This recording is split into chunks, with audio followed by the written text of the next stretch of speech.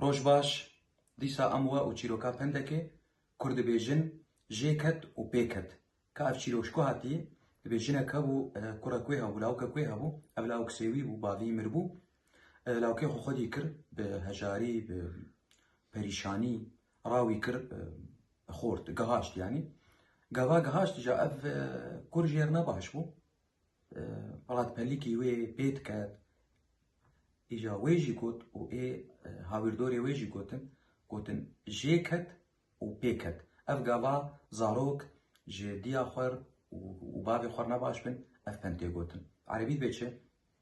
يقول المثل الكردي منها واعتدى عليها. كانت هنالك امرأة لديها طفل يتيم قامت بتربيته بالرغم من ظروفها التعيسة وأوضاعها الاقتصادية، فلم يكن لها معيل.